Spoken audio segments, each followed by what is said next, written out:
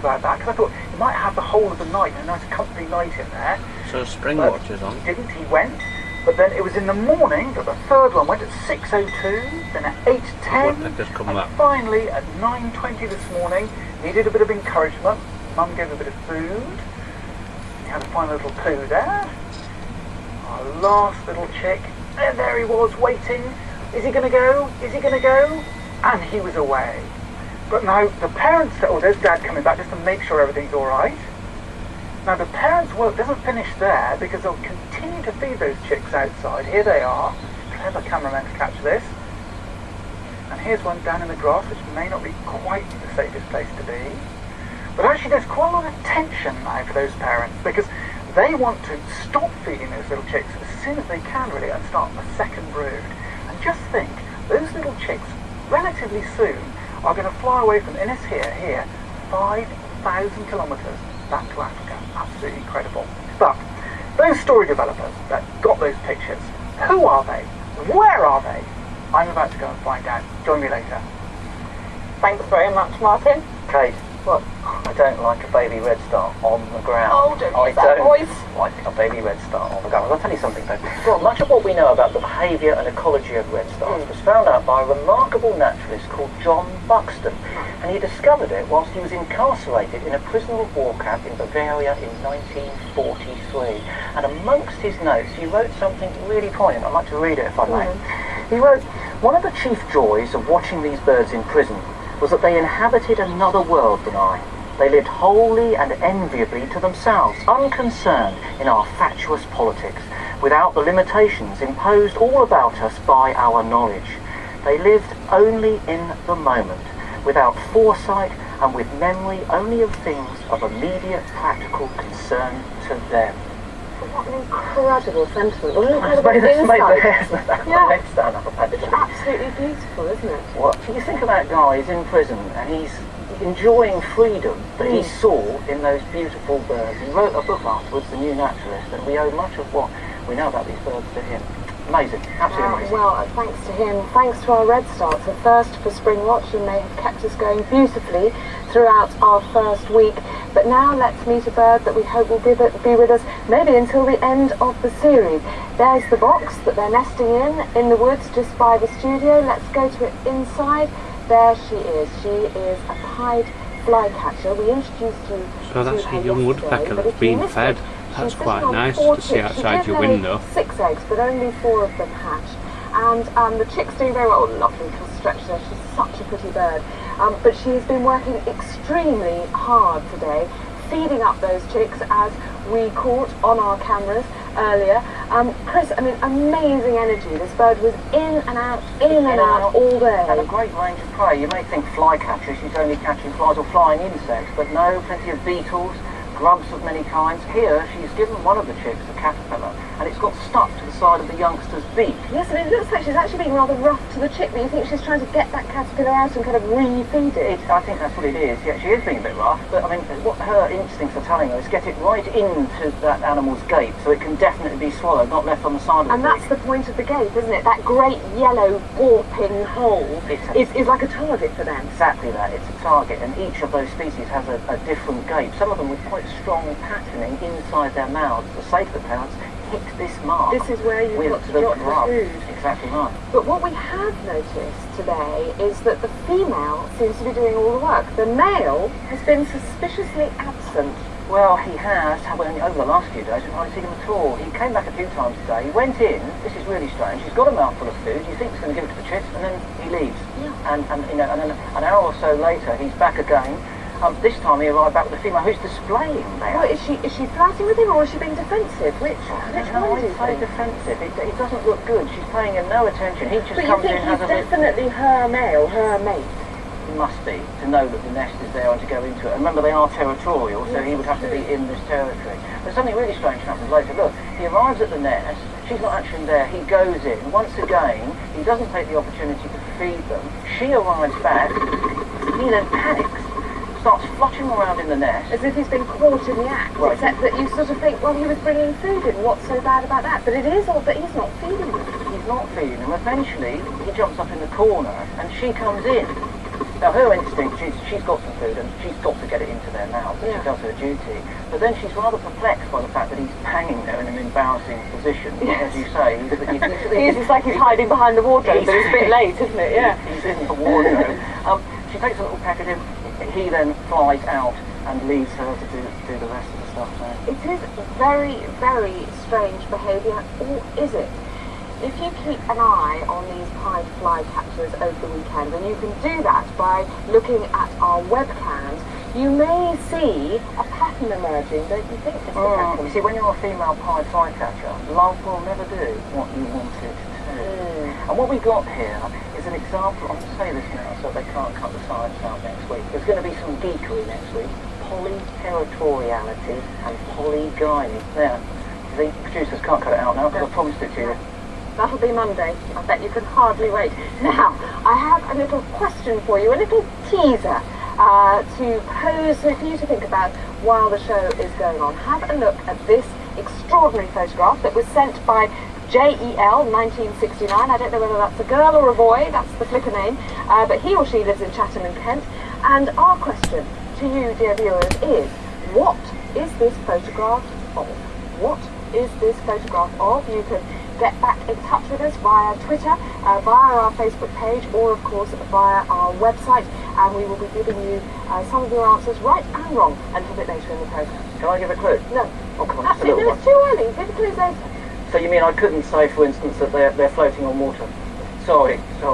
Now, every week we're very lucky to be joined by a guest naturalist. This week it's been Charlie Hamilton James, who's been up here in Scotland. And if we zoom in, we can see exactly where he is. He's in Argyllshire, he's at Knapdale, he's been here at the top of the loch, then we tracked him by satellite down here, and this time he's off the map. What is it then? Pub, tea room, or Charlie? Are you on Beaver Patrol? Hello and welcome back, guys. We're still in Knapdale, home of the Scottish Beaver Trail, and we're trying to sort of bring you tonight the first live shot ever of wild beavers in Britain. Now, we're not having much luck so far because I think they're probably still in bed, but over there in the marshes lurks specialist wildlife camera. He is in the weather. He's got a great big long lens and he's pointing it right at the beaver's lodge. Now, the beaver lodge is where beavers live. You know, most of the day they sleep, and they sleep in their lodges and they come out at night. It's also where they breed. Now this year we're hoping they're going to have kids, because that is what the Scottish Beaver Trail is all about. But as we haven't got any live beavers to show you, I thought we'd show you a piece that we did the other day. Now, I went out with Racine on the Scottish Beaver Trail. We went out to see just how hot beavers can get.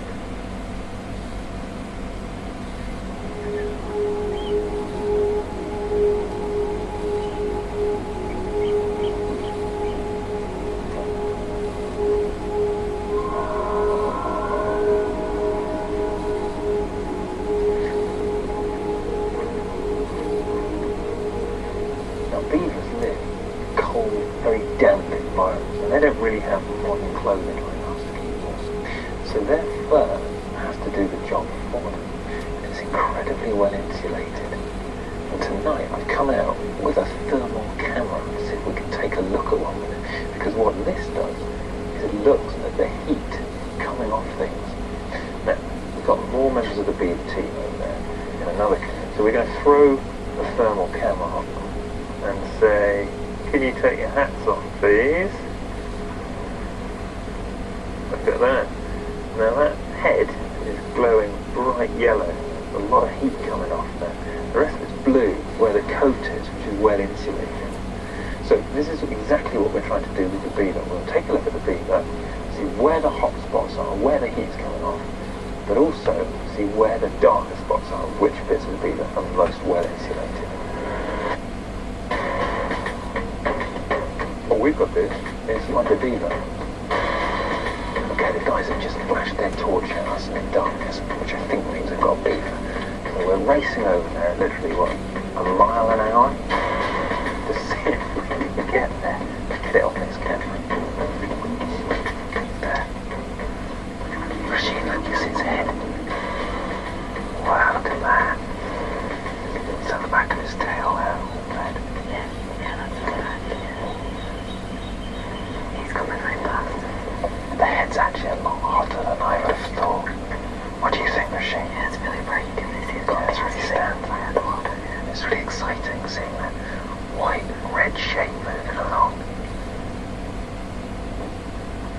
Now what we really want is this beaver to get out on the bank. Yeah. Because at the moment we're just sitting back at the top of the head and the bit that's back, yeah. Well, she seems quite relaxed, so I think if we keep her distance, she'll hopefully come out onto the line. That's coming out. Oh yeah. So you can definitely see most of the heat's coming off the back and then the head. That's right. That's actually where it's less dense hair-wise. So they're more dense on the fronts of their bodies. Having dense fur on its belly makes a lot of sense. This is the area of its body that spends a lot of time in cold water and needs to hold in heat. You can look at the tail, the tail's red. It's pretty good. So it's not putting out as much heat as its back. It's back. That's weird though, because it's bloody hair on it. Yeah. Well, it's a big layer of fat really, so it's quite well insulated. And sometimes you see beavers will actually sit on their tails just to keep their feet that wee bit warmer. It's not too cold tonight, so she's probably quite comfortable. Well, she's out feeding. Yeah, she's We'll leave quite her alone. relaxed. Yeah, I think we'll leave her too. Night off. Weird camera crew. Weird camera.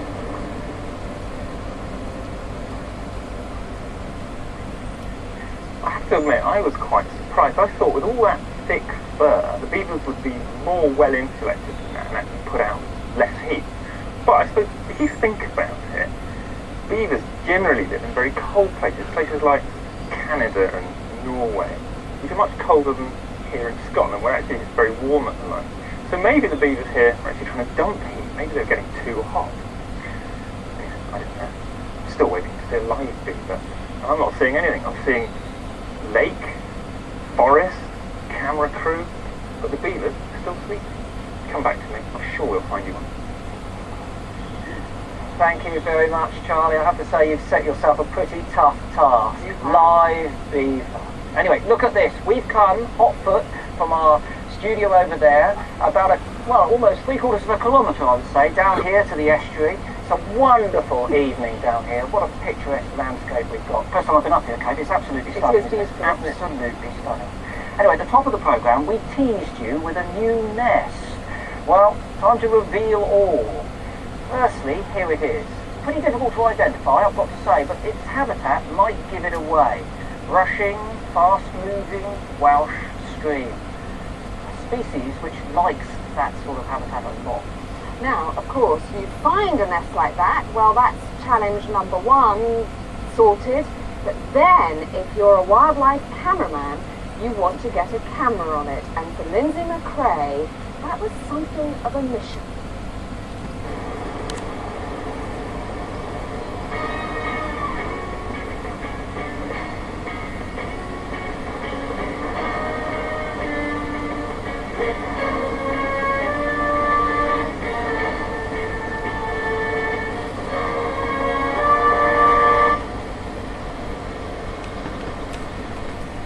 But the wetsuit paid off, and we can now bring you pictures from that nest. But first, this is the bird who made it. Spring watch, it's interesting. Of course, a dicker. Dickens. Beautiful. I'm outside my window, And that is really why it hasn't tail, isn't it? 18 inches from my window, are a woodpecker. That's interesting as well. Even those common sandpipers that we've got, which do this bobbing, they all live in And it fetched its young for feeding, which is nice to see. This is lovely. Now, we're not sure how many chicks are in the nest, or indeed how old they are. We've seen 3 chicks, as you can see there, very clearly.